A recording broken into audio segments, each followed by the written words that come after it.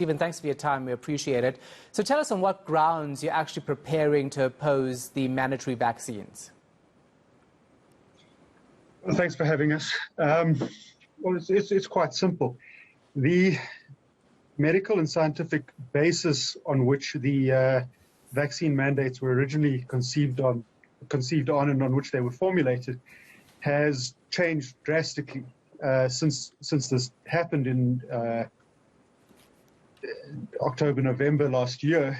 The advent of the Omicron variant, which is drastically more transmissible and much less virulent, and has a capacity to evade the immunity conferred by the vaccines. In other words, meaning that the vaccines have become, to a large degree, obsolete, means that the vaccine mandates have to be reconsidered anew. And that is what we're asking for. Government, of course, that they have a place. Government is, of course, still working on vaccine mandates for the country as a whole. And depending on that decision, obviously, we are really waiting to hear on the way forward. Are you still saying that despite that consideration, you'll still go to the Constitutional Court on this matter? Well, yes, we will. What we've asked for is to stop the bus and reconsider the situation afresh on the new evidence and on the new scientific and medical landscape, as it were, because it's not the same as what it was when these things were contemplated and formulated. We don't believe that they're necessary anymore, and our view is, and the view of the medical experts that we consulted, is that is the case. It's simply no longer necessary. So, if they do proceed and if they don't give us the opportunity we're asking for, yes, we will go to the Constitutional Court. That is the plan. Okay. Just looking at the experts we speak to daily on the show and the Ministerial Advisory Committee, which is made up of top experts in the country, they still say that vaccines are necessary to actually fight off this pandemic. What's going to be your response to all of that?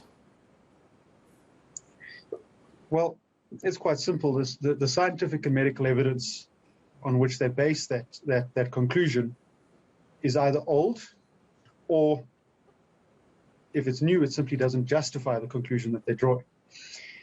It's probably beyond the scope of this discussion to get into that in too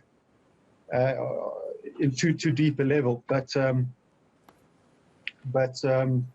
well, that sums it up. There is in the letter itself and adjacent to the letter or attached to the letter is a draft affidavit, and your viewers would be able to read that and ultimately come to a conclusion themselves about what the medical and scientific evidence is that actually underpins all of this. Yeah.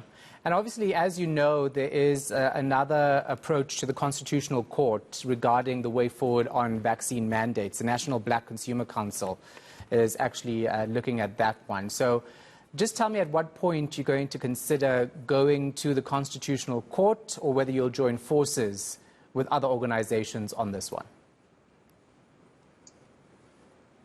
Look, the context in which we will be approaching the Constitutional Court is specifically within the realm of universities. It includes students as well as employees of the universities. I must confess that I'm not au fait with the action or the application that you've just mentioned. But insofar as the circumstances in which under which we will go to the court, well, it's again, the deadline that we've given them, bearing in mind that we've been knocking on the door, so to speak, for at least 2 months, and the door simply hasn't been open to us to enter into some sort of a consultative process.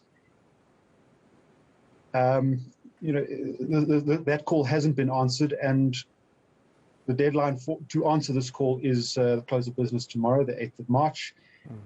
Failing that, we would be heading to the Constitutional Court on an urgent basis. But that said, obviously we would hope for a consultative approach, for a cooperative approach, and a consensus-building approach without the need for the acrimony and adversarial process of the court. Just talk to me about your client base, so to speak? Are you getting lots of students and parents concerned by the fact that they can't access these universities if they don't have a vaccine? Well, yes, that's sort of the foundational premise upon which people have approached us, and ultimately How widespread the is it? Universities Alliance South Africa. Our membership base is broad. There are at least 1,000 members that, as part of ours across 9 different universities, although our approach is not limited to those 9 universities. We're approaching all 26 of the tertiary institutions of the country. All right, thank you so much for your time. We appreciate it. UASA's legal counsel, Stephen May.